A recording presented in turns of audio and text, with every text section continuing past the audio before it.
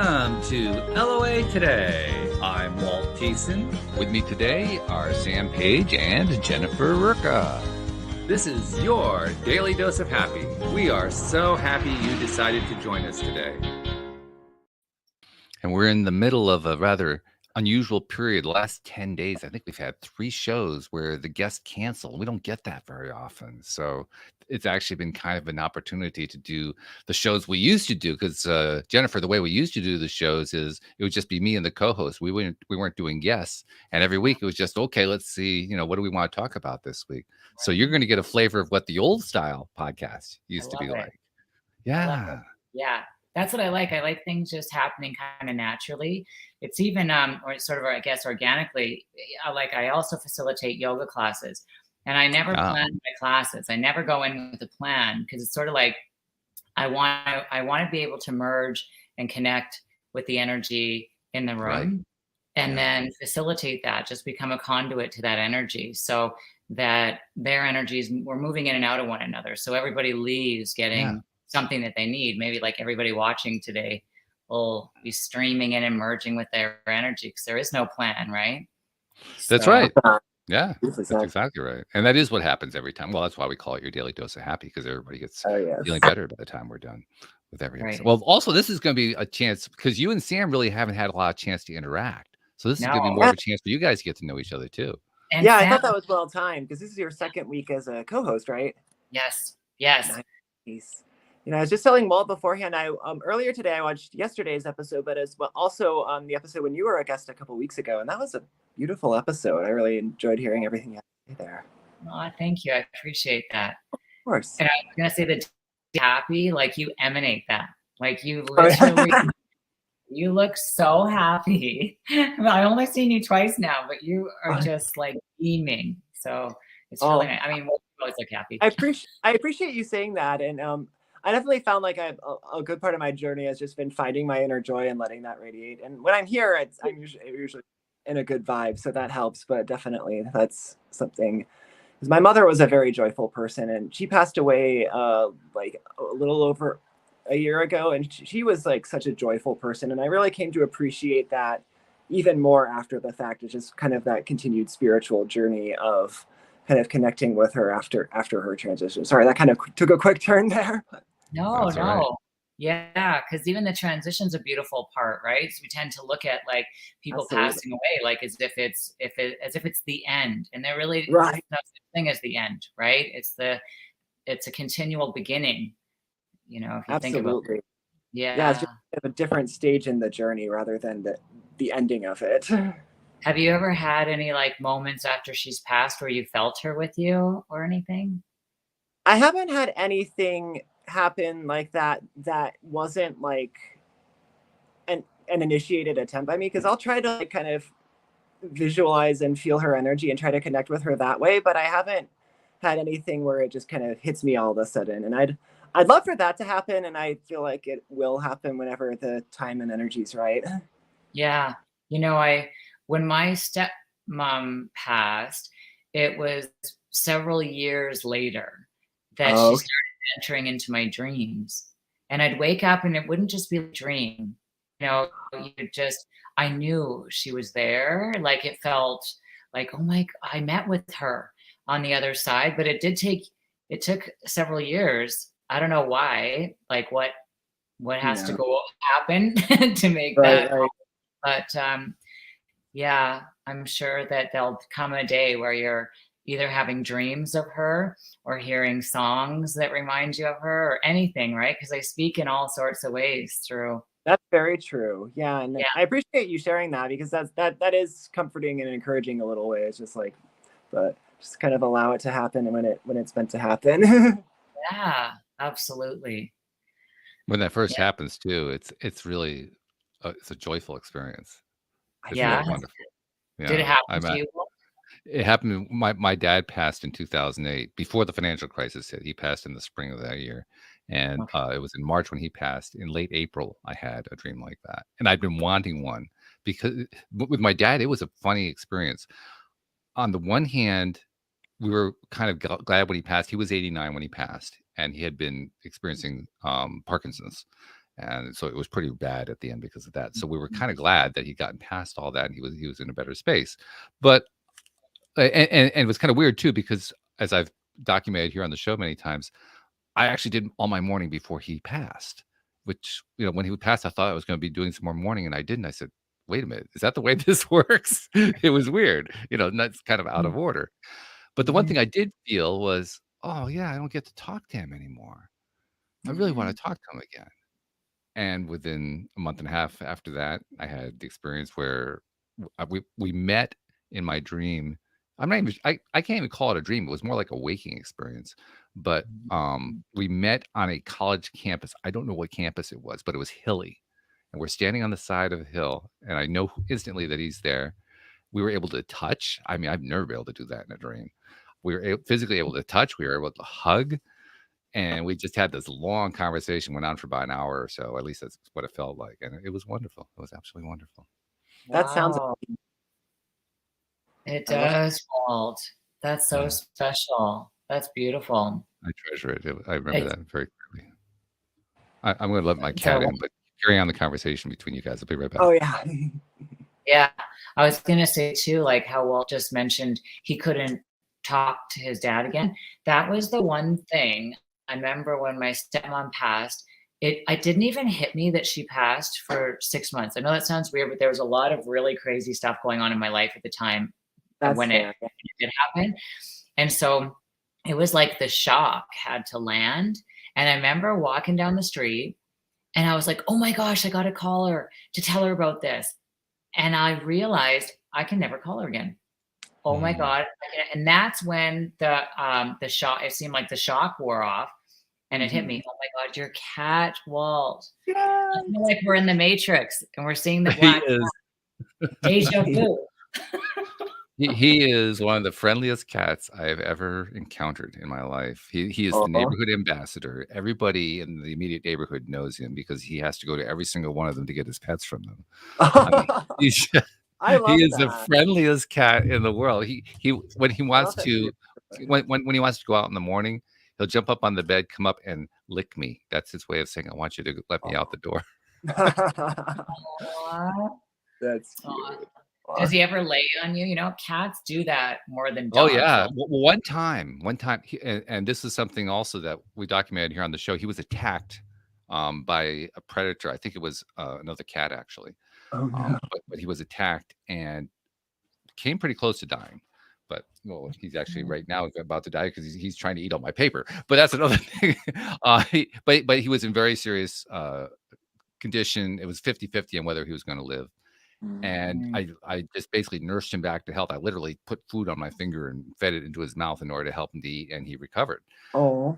Very shortly after that, for the first and only time, I was sitting at the couch on the couch, and he climbed up on my breast, on my shoulder, up here, and lay down and curled up and went to sleep. And he's never done that before or since. I got a picture of it too, which is really cool. That's really sweet. Yeah. I love that. I feel like animals, they're at a different kind of vibration where they're not as conflicted as we are with the mind. They're a little more in their soul center. And cats, the purring, there's so much vibration to the, look at my voice even, when I'm talking about the vibration, but him coming to lie on you, he was probably purring there too, around the heart area, wherever, that you needed that extra vibration and harmony. Like I find cats really have a lot of ability with their purring. And so when they lay on you and vibrate like that, I feel like the way that I believe is that they are healing certain spots in the body that are needing more care at that time. I honestly felt at the time that it was his way of saying thank you for helping him to survive. Aw, for sure. That's so beautiful. I love that. Yeah. Right now he's saying, help me to get the food. I want the food. What are you doing this podcast? But he doesn't realize that the food is already... This is another thing that's really interesting about him. He is one of the most... Okay, you can't do that. He is one of the most polite cats in the world. I'll put the food out for him, but he won't eat it until I invite him to go eat it. Oh. Wow. That is really weird. Yeah. light. Yeah. So Yeah. he's a unique cat. He's really interesting. I When love that though. we first got him as a foundling because he was one of 4 who was abandoned by people who lived across the street from us when we lived in Virginia. We didn't know what had happened. All we knew is that he showed up one day, and then we ended up finding 3 others and adopting all of them. When we adopted them, we thought he was a she.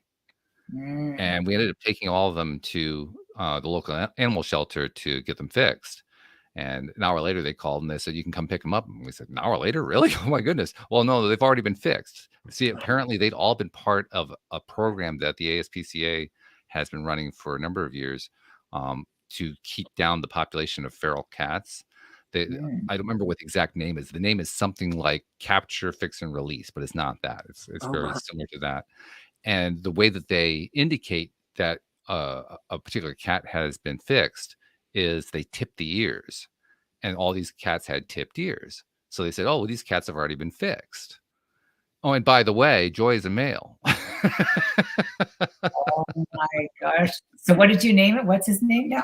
His name is Joy. His name is still Joy Joy. because he's Oh, such a still joyful Joy. cat. So we said, "Well, we're just I going to love stick with that. Joy." I mean, because Perfect. he just exudes joy. I mean, he's fun to watch when he runs. He runs with enthusiasm, like, "Oh, I can't wait to get where I'm going." It's that kind of a run. Oh, that's so cute. He's an amazing cat. Oh, I love that. So, Sam, do you yeah. have any animals? I do not. I live in an apartment that doesn't allow pets, so that's part of the reason. But I figure it's just not my time to be responsible for one. But at this time, but I do have a lot of friends with pets, and I've somehow become like an unofficial like cat or pet sitter for them. So I've done a lot of pet sitting this past like few years, and that's fun too because I get a little money, but also like get to hang out with dogs and cats. So that's fun. Yeah. Yeah. And really see if you want a dog or cat, you know? That's That's true. It's like if anything, it's giving me an idea of like what kind of better sense of like what I might want in a pet once that time comes. Mm-hmm. How about you, Guys, Jennifer? my Do you hair have is any pets? I have the 2 dogs. I have Sirius, which is my little Yorkie, and he's I think I remember amazing. Sirius in popping up in the the interview. Yeah, Yep. yeah. That's right. I remember seeing him. And then now I have another one called Aries, and he's half Chihuahua and half Jack Russell and half Ooh, there's a Hellion. combination. This dog, Yeah. and he came with the name Aries, which is I think God of War. Oh yeah. Is that right? There's I think war so, with it. yeah. He's fire. Sure. And this dog has been a tough dog to train, to say the least. Yeah. But nonetheless, How long I have still you love had him. I'll be right back. Oh, kitty cat. How long have you had Aries? Just since January. And Okay. I took him out of a bad situation. He was like not in a good situation. So I rescued him out of that house, and now he's in a really good, loving home. So Well, that's good. Yeah. That's good. Yeah. Oh. There's something about rescues. Rescued animals, I think, are more appreciative about everything. Absolutely. I'm pretty sure this guy has been abandoned at least twice, maybe 3 times. Oh no. Because he was abandoned by the people who lived across the street from us. He was also part of that Capture, Fix, Release, which means somebody else abandoned him. No. Interesting. Wow. So Was at he least like, twice. why would they? I wonder, does he pee all over the house or something, or like what? No, he's absolutely, he's totally perfectly behaved. No, I honestly think it's because, well, in this, I don't know what happened in the first case because I have no idea who they were. In the second case, I barely knew those neighbors. I know that the reason that they abandoned the cats was they themselves were evicted from the house. And so the parents were probably in an emotionally really, really bad place and just couldn't even handle anything, which is kind of sad, really, because if my surmises are correct and he had already been through the Capture, Fix, Release program, that kind of animal gets adopted through the shelter. So that means that family got those animals from the shelter. So they knew about the program. But For whatever reason, they couldn't bring them back or something. I'm not sure exactly what was going on in their minds, but something, it was definitely something messed up in their minds. There's no doubt. Goodness gracious, yeah. But in the big scheme of things, he was waiting for you to be ready, Walt. I guess, yeah. Exactly. Yeah, well, it was my wife and I, and the 2 of the cats we ended up finding homes for, but in a very roundabout. It was real law of attraction. It was totally law of attraction because That's awesome. we got these cats literally a few months before we moved from Virginia back to Connecticut. Oh, wow. And it was a chaotic move in a lot of different ways. I've written the story out and published the story. I've also told it here on the show, and I won't go through all of it again, but all these kinds of crazy things were going on. And one of them was these cats. And we were at the time, you mentioned, Sam, you lived in a place where you can't have animals. Well, we were living in a rented home that also had a lease that said no animals, and we had 4 animals all of a sudden. So we're trying to figure out how to find homes for them, right? And we're also planning this move back to Connecticut. Well, the place we moved to in Connecticut did allow us to have 2 cats. So we couldn't bring 4, we could bring 2. What do we do with the other 2? So we're trying to find homes for them. Well, we couldn't find homes for them. So we had to do the thing we didn't want to do. We had to take them to the shelter, and it wasn't a no-kill shelter. No. And so we're like freaking out over it, but there was nothing else we could do. So we moved to Connecticut, and after we made the move, we started getting in touch with friends who we knew in Virginia, trying to find homes for them. While we did that, one of the cats got adopted. And then we found somebody, a friend of my wife's, who she used to work with, who was also very much an animal person. She ended up adopting the second one. So we actually got homes for them from afar. Oh, which was pretty wonderful. cool. That. That's great how you could do that from there, yeah. And then we kept the other 2. But, yeah. Oh, I love that. Yeah. But it brings so much joy to our lives, right? They do. They do. But I also believe, I mean, it's like anything else in life. If a human goes through traumatic experiences, it's going to imprint and affect the human. And the same thing is true with animals as well. But by the same token, these guys are appreciative. They just, they know. I mean, the other cat, her name was Harmony. And when we got Harmony, I told her, she was close to death. When we rescued her, she was probably down to about 2 or 3 pounds. She was in really bad shape. She is nowhere near that now. She is nice and fat and happy now, but at the time she was in bad shape. And I told her at the time, you will never have to go through this again. We'll feed you. We're going to take care of you, and that's what we've done. So now they both have homes for life, but they show their appreciation. They really do. Yeah. It's an amazing thing. Yeah. It's kind of heartwarming, really. Well, we call this your daily dose of happy. That means we're focusing on stuff that feels good, and what feels better than a happy pet story, right? I mean, what gets all the views on YouTube? You just you put up a video of a cat playing with a bird, and you're going to get 1.5 million views, right? Yes. Cat videos are popular. Yeah. I was invited by a couple of friends last year, I believe it was, to a cat video festival, which was at a movie theater, and it was just like a whole series, like a couple hours worth of cat video. Somebody actually put that in a theater. Wow. All right. It was a thing too. It was like the something or something annual one, which tells us that there have been however many more before, which is... and there are probably going to be more afterward, it sounds like. Oh, I'm sure. Yeah. It was at least a year, maybe 2 years ago. I wonder how much of that got influenced by the pandemic. I say that because we've identified, since the pandemic started, we've identified so many different ways that, yes, I mean, the pandemic itself had some miserable stuff, but there's been so much good that's come out of it. Right. And one of it is the creativity that people have expressed.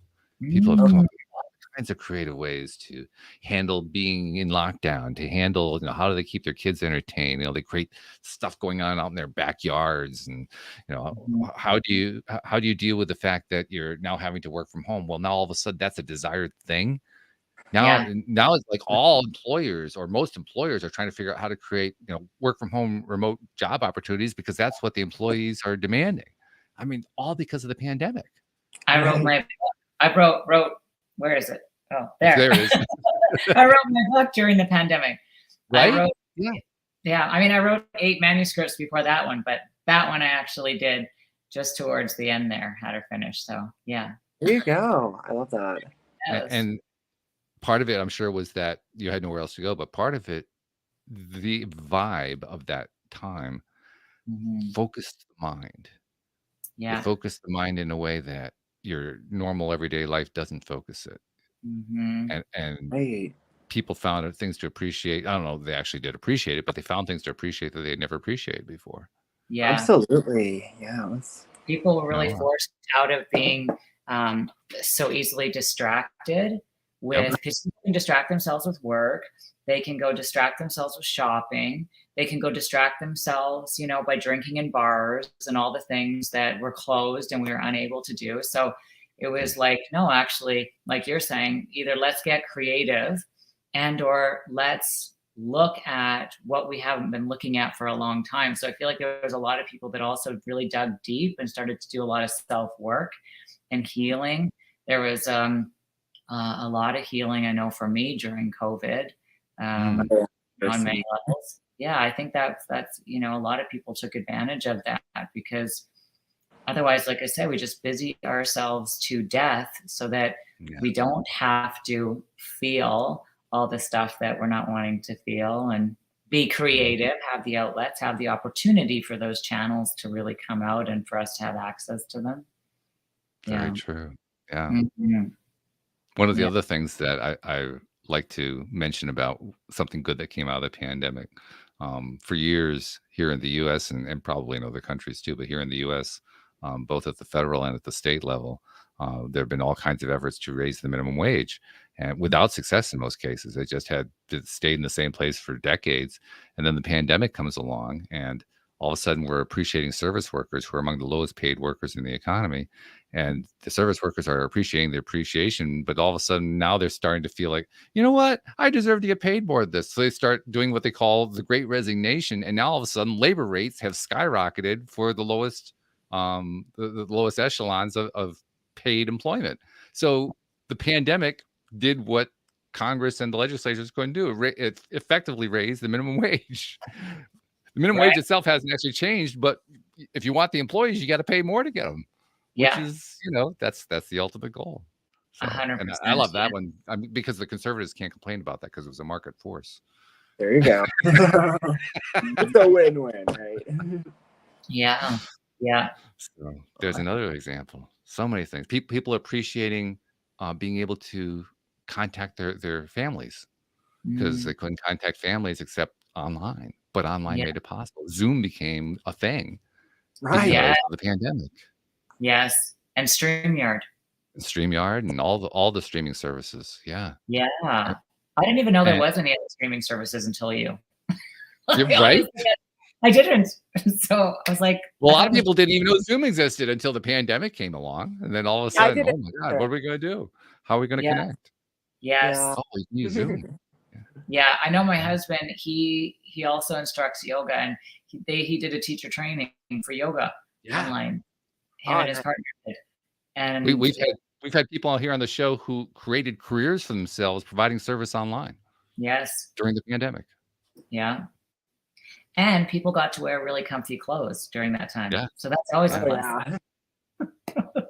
You mentioned the yoga. We had somebody who came on who taught fitness instructors how to build online businesses during the pandemic.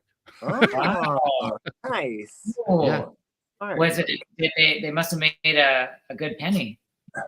Yeah, she did very well. She's still going. She's still doing her thing. She does it now through Facebook groups. But she basically just took her skills. She knew that there were a whole bunch of hungry fitness instructors because they couldn't go to the gyms. So she said, I'm going to create this thing. I'm going to teach them how to do it, and rescued a whole bunch of careers just by providing that service. And that's fantastic because, you know, if you're kind of computer illiterate like me, like I don't really understand how to do all this stuff, and to have somebody break it down and show you step by step is priceless. Yeah. And plus, in many cases, they probably had been employees of local gyms. They didn't know how to start their own businesses, so she had to teach them that part as well. Yes. Yeah. Wow. Yeah. My, Do you go my to the joyful gym? cat is being a little bit less joyful. Actually, he just went out. He wants to come back in, so I'm going to let you carry on the conversation for 10 seconds. Uh, Back.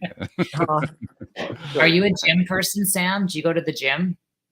I do go to the gym, although I could be more consistent. But I'm glad I do go.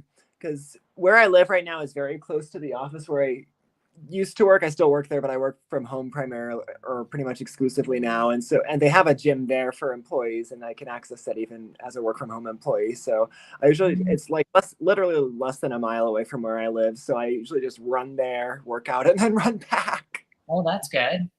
Yeah. It's wonderfully convenient. I just haven't. Usually I do it in the morning before work, and I haven't been getting up early enough to do it as consistently as I'd like. So I guess I could always like set an alarm or something. So that's something to think about also. But also sometimes it's just I do get up early enough, and I'm like, it is too cold right now. So I could also maybe stand to find a different time of day to go. YouTube is really great too because there's so many free. I'll have to find out the girl's name that I just recently started doing workouts with on her YouTube channel, but she's amazing. Just this like muscular shredded little thing. And she's got killer workouts. They're all free. I mean, you can buy some certain things to sign up with her, but she's got so many different workouts for free. So I'll do that because it's freezing cold here too. Right now, there's so much snow. You don't want to go in the morning, but I will put on YouTube in my pajamas and I will do a 30-minute HIIT workout online, and then I feel great, like I did it. So, yeah, and again, probably thanks to the pandemic, a lot of these trainers blew up and took advantage of it, and now have people like me watching them and following along. I love that. Yeah, great idea, actually. Yeah, to answer the question that you raised a moment ago while I was going to take care of the cat. Yeah, actually, I've been increasing my attention to exercise lately. I haven't done the YouTube videos. I haven't gone that route yet. Yes. But we don't have the snow on the ground here, so I can actually still get out and do some walking and get outside and do that kind of thing. But I'm also, I got this device on the recommendation of one of my Monday co-hosts, Louis D'Souza. He told me about this thing. It's called a Bulgarian bag. It's this 25-pound U-shaped thing. It's strange. It's kind of like it almost looks like a life preserver, but with a slice out of the side. But you use it to do a variety of different things. You do lifts, you bring it around your neck, you do a bunch of stuff. Actually, I can't even do most of it because I ended up getting a bag that was heavier than I should have started with. But I mean, it works everything. It works your arms, it works your core, it works your belly, it works your legs, it works everything if you do all the different exercises. And I hadn't been exercising in that way in a long time, so I'm kind of building up to it. I'm right now, I think I'm doing like 4 exercises a session.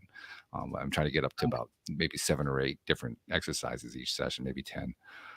But it works. It really works. So there's another example of how I learned something online from a co-host in this case. Yeah, I started to apply it. And I would think that it either comes with like workouts or there's some online available. Oh yeah, there's a whole. He showed me there's actually where I did use the YouTube video because there was a guy doing a thing with the Bulgarian bag in a YouTube video, and so I've been trying to practice his stuff. He does stuff I can't even do. I'm gonna text you that girl's YouTube channel, and then maybe you can get her on. And if you do, that would be fun. I want a co-host for that one if you get her, because she's like, just like I said, she's built like a brick shit house, and she's just like, how did this happen? When did it start? Tell me everything. Yeah. How That's can true. I? There's always a story behind that. Yeah, that's what I was thinking. Yeah. Usually, it's a story of need of some kind. Some often comes out of a crisis, or it comes out of like a self-esteem situation or something like that. But it's always fun to find out what that story is. Yes. Yeah. You're the story researcher, Walt. It's like you right. I love that. Actually, the stories come to me. I really don't do that much research, believe it or not. No. I really don't. They come to me. Wow. I mean, when it comes to manifesting, I manifest the show most of the time. I've manifested most, not all of my co-hosts, but most of them. Wow. I mean, just it's amazing how it just kind of takes care of itself. When you get in line with Happy, right? Right. Then that happy vibration, it's like you're gonna pull to you that which you're emanating. There Exactly. you go. There you go. Yeah. When I first started doing multiple co-hosts, now I used to do just one co-host because I was doing one show a week. That was for the Uh-huh. first 4 or 5 years of the show. And then it got to the point where I really wanted to do it more often. I wasn't getting enough. I was addicted and I needed to get my doses. So I decided I was going to expand it. And I said, okay, well, I'm going to need more co-hosts because my co-host at that time, Joel Elston, gentleman I love, was not able to do more than just the one a week. So I said, okay, I got to get some more. So I put it out there. I need some co-hosts. I went out and I just found one source where I was identifying some life coaches who knew something about law of attraction. I sent emails to 5 of them. Within an hour, 3 of them responded. And 2 of them said to me, I was just thinking today, I really need to start doing a podcast. Of course. Yeah. And Sam knows one of them because she was a longtime co-host named Cindy Chavez. She was Oh on yeah. 5 years, but she was one of the 3 that day. Yeah. How long have you been doing this? It was 10 years ago in September. What? Oh my gosh. Yeah. I didn't know that. Well, that's I started crazy. in 2012. Yeah. Holy wow. And in fact, I started a year before that cat story happened. There's a whole story associated with that. I'll give you the shortened version. I've told the story many times, so listeners who have heard it before, just put up with it for a moment.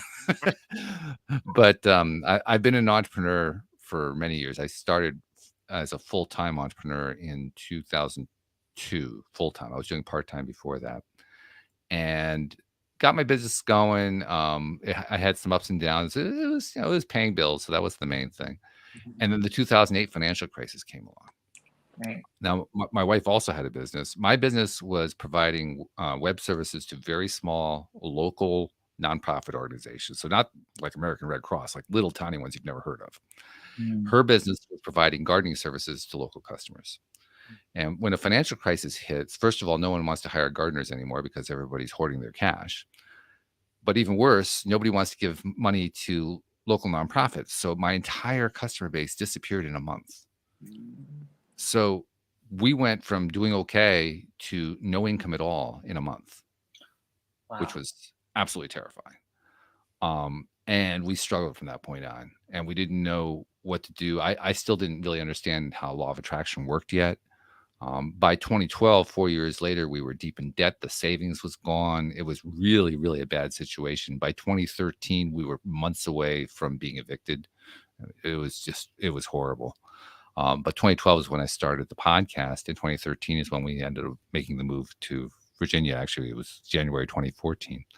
But that whole period is where I went through. Everybody has these stories about their dark night of the soul. That whole period was my dark night of the soul because I didn't understand why everything had gone so wrong. I was doing exactly what I'd been trained to do, what I'd been taught to do all my life. I was working 60-hour week and making nothing.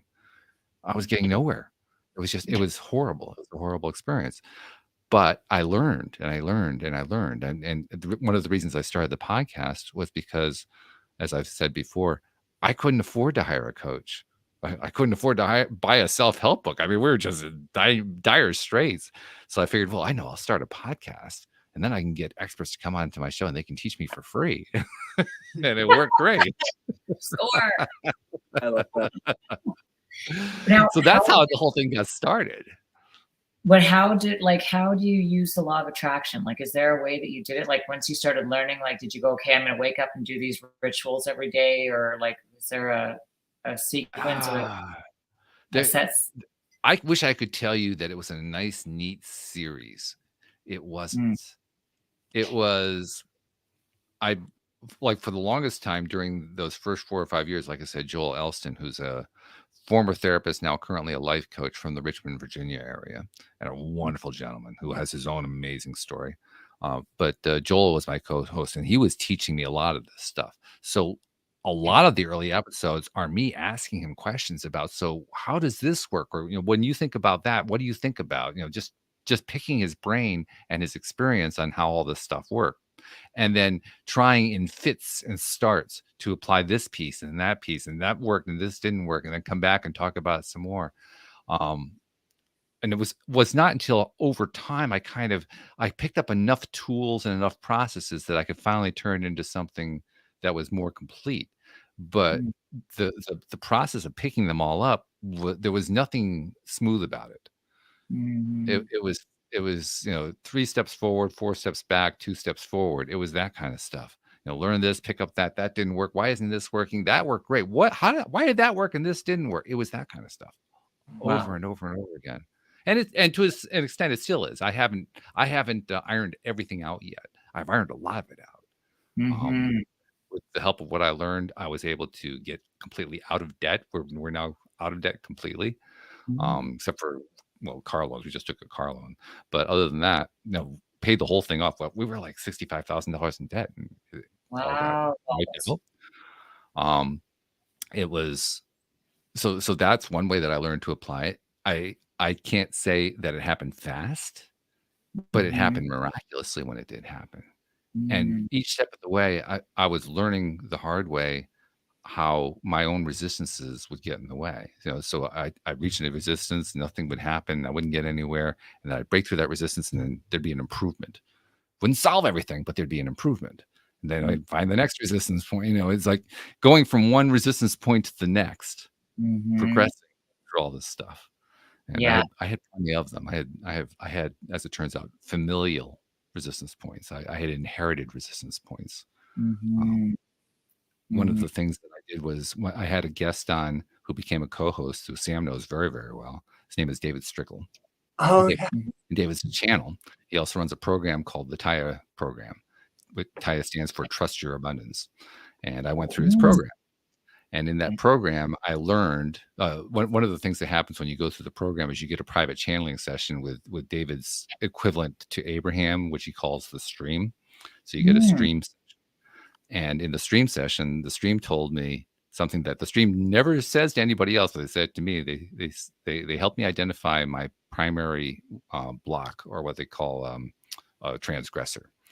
And my primary transgressor turned out to be financially related with my family, because I have a family history of people in my family who failed in business over and over and over again. No successes, all failures. Okay. And there was a whole bunch of energy that was attached to that. So they called that my family curse. Wow. And I've been spending a lot of time working through that family curse, breaking through barrier after barrier, and getting stuff out of the way. And I think I'm actually to the point now where I've cleared almost all of it. Not quite all of it. There's some stuff I know is still there that I'm still clearing, but that gives you a pretty good flavor of what my journey has been like through doing this podcast. The podcast has introduced me to wonderful people, helped me to do things that I was never able to do on my own.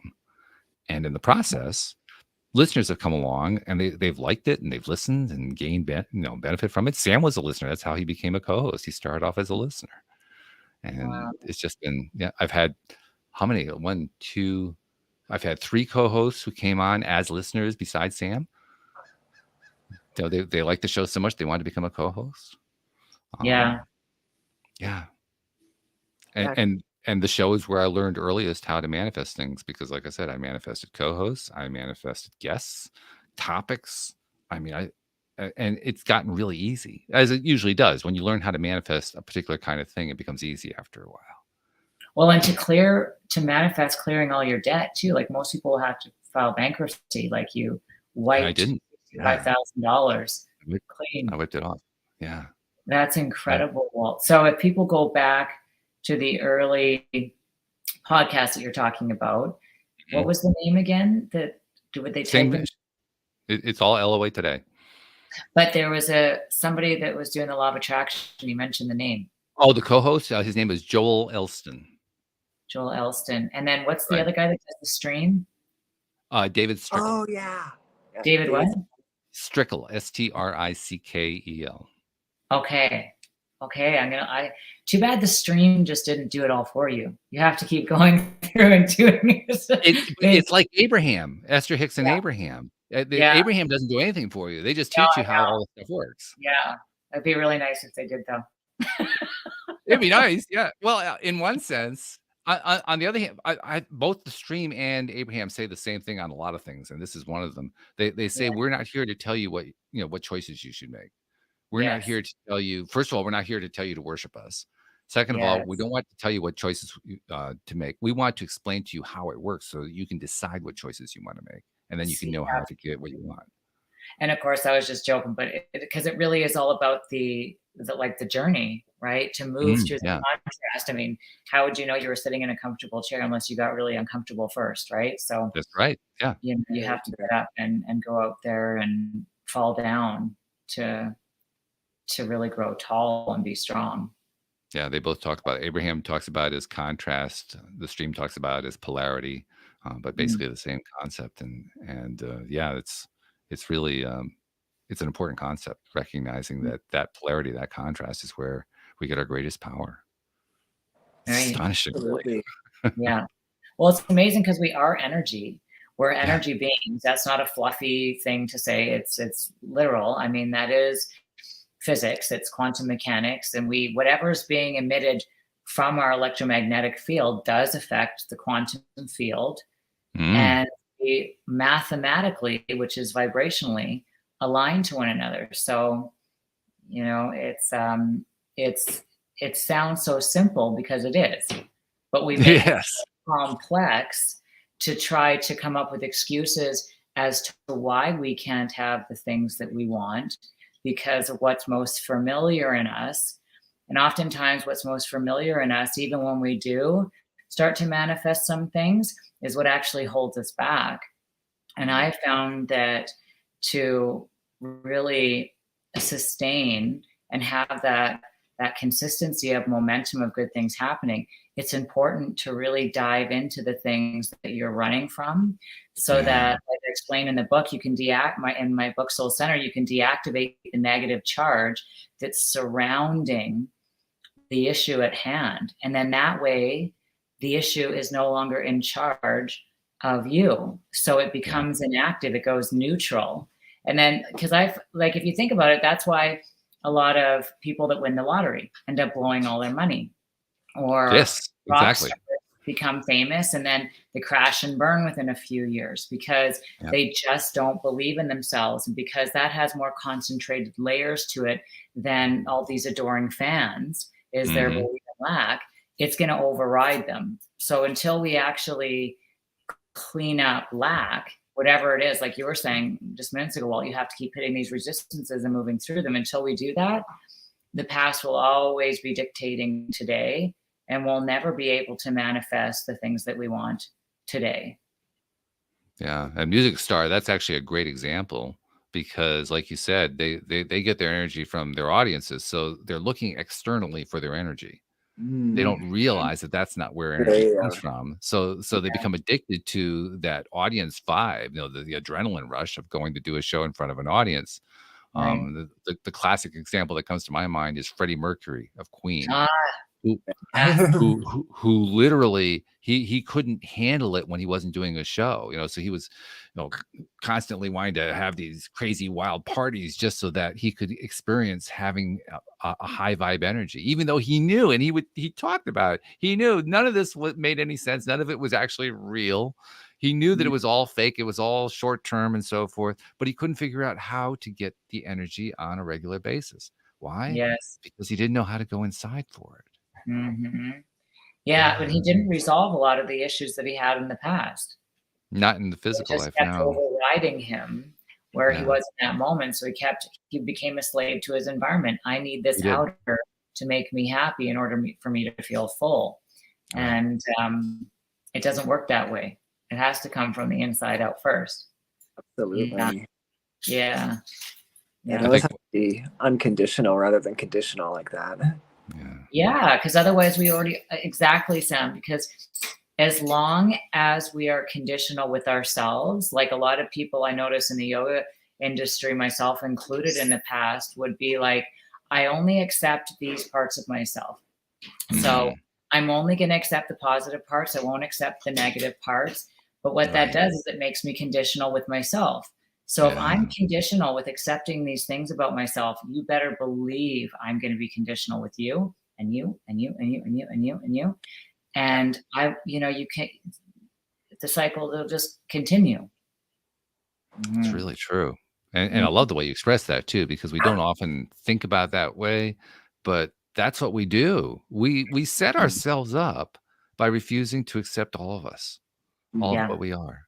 And we Mhm. set ourselves up daily. And then we Yes. wonder why things don't manifest. Right. Right. Yeah. Yeah. 100%. Yeah. It's Yeah. just Yeah. In the Thai practice, they talk about like hammering a lot, and so yes. that's a good analogy for me. And then I try to talk myself out of this. Well, I'm not Thor, so I won't hammer it. What do you mean the hammering, Sam? Tell me about that. I don't know what you mean. Like kind of like when you have something you want to manifest, but you just kind of keep going back at it, like where is it? Why isn't it coming? What am I doing? Like that type of like any of that type of behavior kind of is Okay, like yeah. pounding away at it instead of just like letting it flow naturally, I guess. I see. Yes. Yeah. Yeah. Yeah. Which is a common thing. People learn about It's law a of very attraction. human thing to do. So we want to learn to apply it. Oh, there we go. Aries. Aries, the Chihuahua, Jack Russell. Hello, Aries. He's camera shy, whereas Sirius is all over to get in the camera, right? Oh. This guy loves romancing, though. He's constantly kissing me. I see Oh, that. dude, Yeah. that's so cute. It kind of drives me crazy. Yeah. so much of it. I'll wake up in the middle of the night and you'll be standing on me, kissing my face. Right. I'll be like, Aries, this is the third time tonight you've woken me up. Oh, I'm going to strangle you. that's love right there. Isn't it? Yeah, with Joy, he'll come and wake me up too early, and I'll look and I'll say, "No, come back in an hour and a half." And he'll do one of two things: he'll either come back in a half an hour, or he'll lay down beside me and go to sleep. One or the other. Yeah. But yeah, you can count on he's going to be back. He persists. He hammers at it, but he hammers nicely. Gently. Sleeping pets are kind of one of the most just precious little things ever. Also. Yeah. Yeah. Joel pointed something out. Joel came back for a visit the week after you were on with me and Jody Lynn. Joel came back to visit with Jody Lynn and me the following week. And one of the things that he made reference to was I'm not sure if he did it during the show. I think he may have said it to me after the show. But we were talking about pets. And he pointed out that there's a lot of scientific evidence that shows that pet owners tend to, especially older pet owners, tend to live healthier lives. They tend to live longer lives. And one of the reasons that the researchers have been able to identify that it happens is because they have another being to take care of. So they're more likely to take care of themselves. Mm-hmm. So for instance, if somebody needs to take medication on a daily basis, if they have a cat or a dog to take care of, they're more likely to take their medications on time. That's just one small example. That's interesting, but I like that. It's good to hear. It's really interesting. Sure. Yeah. So pets play a very important role in our lives, besides being lovable. Oh yeah. And adorable. Yeah. When you were writing your books, did your dogs participate? I'm kind of curious. Do you know what? My little dog, Abby, I dedicated my book to. She passed away. Oh, you did? Not last March, the March before. And so I dedicated the book. When you go in, it says, to my tiny little angel, Abby, my 5-pound Yorkshire Terrier. And I'd put her in her little bed, right up on the counter next to me where I was typing. Okay. And she would just sit, and she had some really bad respiratory issues towards the end because the vet took her in to clean her teeth and collapsed her trachea. So she was struggling quite a bit for several months before. It was really awful. But anyways, so yeah, every single day I talk to her still. I love her so much. She's my soulmate. I mean, all my pets have been, but she was something else. She's special. Yeah. Special. I'm reminded of a story that Cindy Chavez once told me. She had, I think it was a Shih Tzu. It was a small dog of some kind. And she knew her dog was nearing end of life, very close to end of life, and that she wouldn't be able to hold her dog and cuddle her and so forth. And so she decided to imprint on her nervous system what it felt like to cuddle and hold her dog. Mm. And she made a point for the last, I think, I don't know, last month or so of the dog's life to do that, so that to this day, whenever she wants to, she can just bring it back in her, her vicarious experience. She can feel it as if the dog was right there still in her lap, getting pets, getting attention. Sweet. Yeah, I thought that was what a cool idea to do that. Absolutely. Right? Yeah. Oh my gosh. So even though the animal is transitioned, you still have the experience of the animal, and you know that the animal's energy is still coming in. But But wait, now you got something built in there too. how does she do it though? She did it kind of like the same way you do NLP. Okay. You just anchor stuff into your nervous system. She did it the Yes. same way. She So this just is anchored into her system what it's like to hold and cuddle and love her dog. And so now she can recreate that in her mind anytime she wants to. Do you know that's funny because remember I was telling you in the interview we did together, you did with me. Mhm.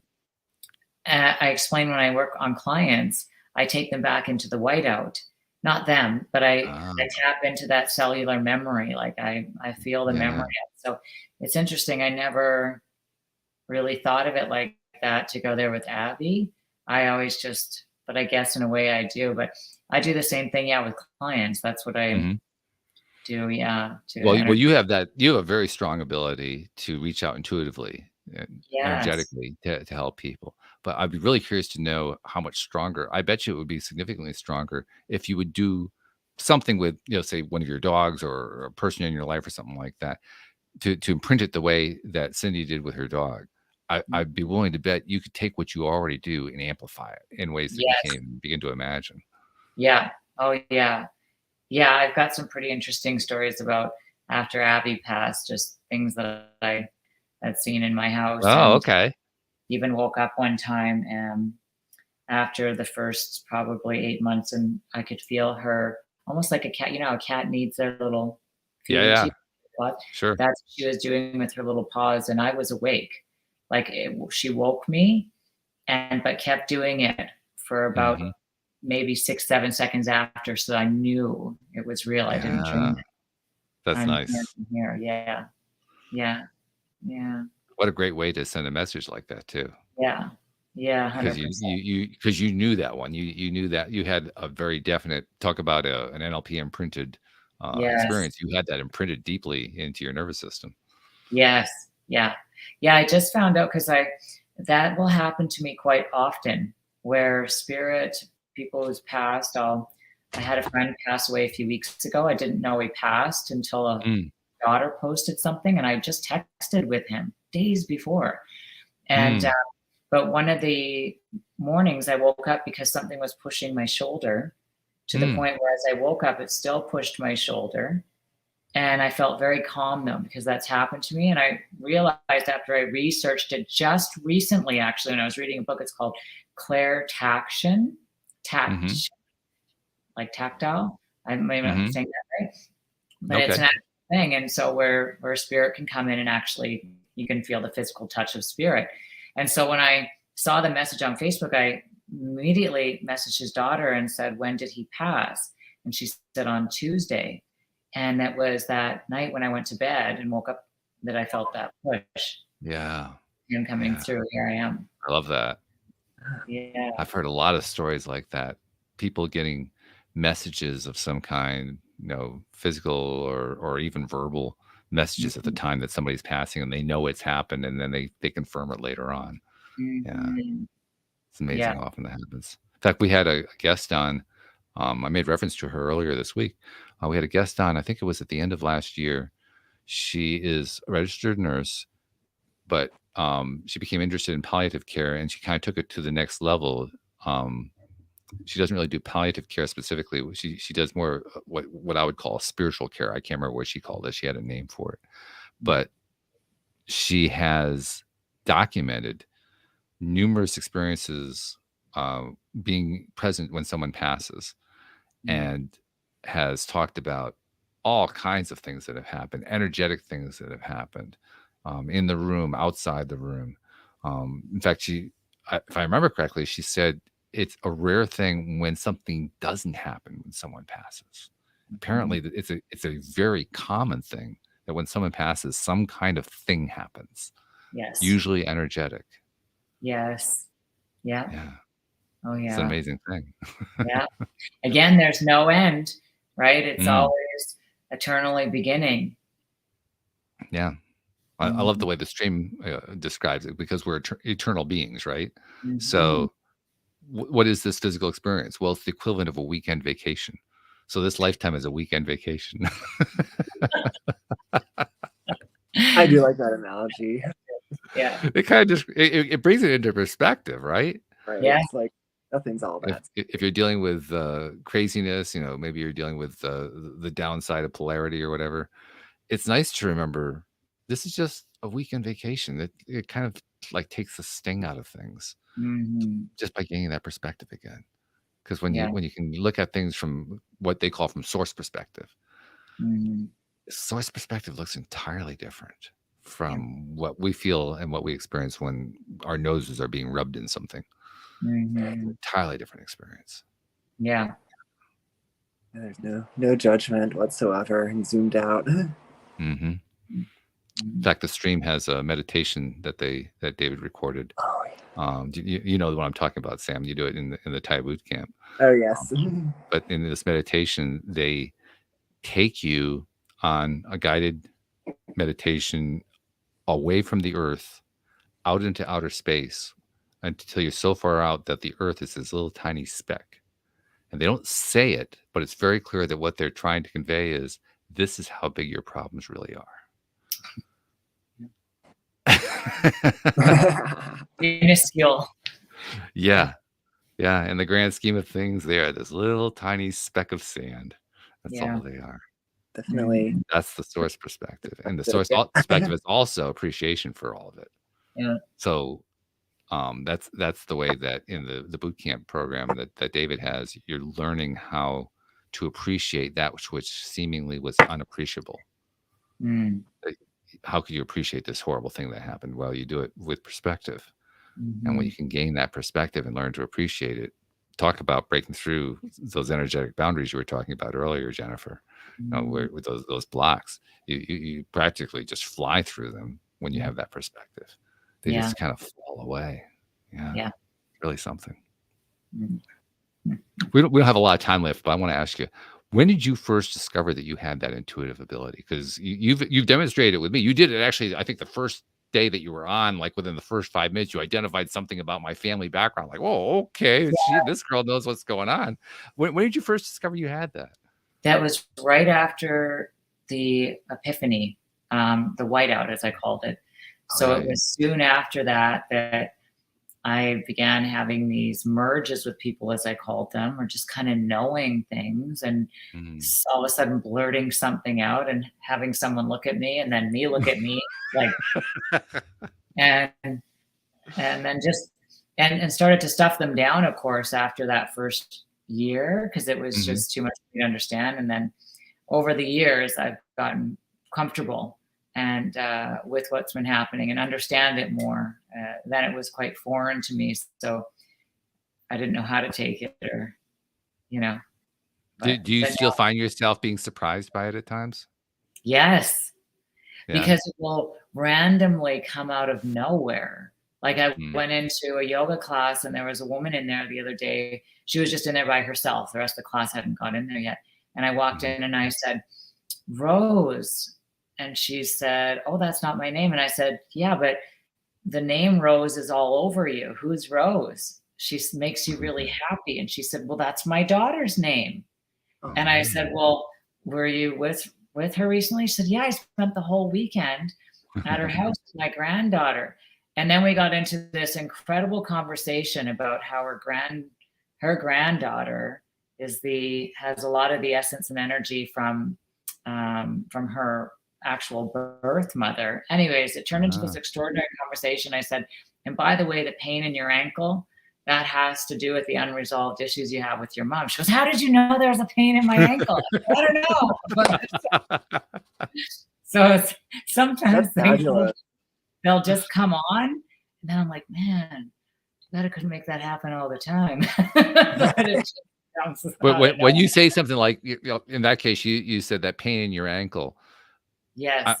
I'm curious. I'm curious what your experience is as you're saying it. Do you ever like stop yourself saying, "I really shouldn't say that. I don't even know if Yes. there's anything going on with the ankle," or do you find yourself just blurting it out anyway? Do you know what? There's been so many times where I've wanted to hold back and not say anything, and there has been a few times that I have.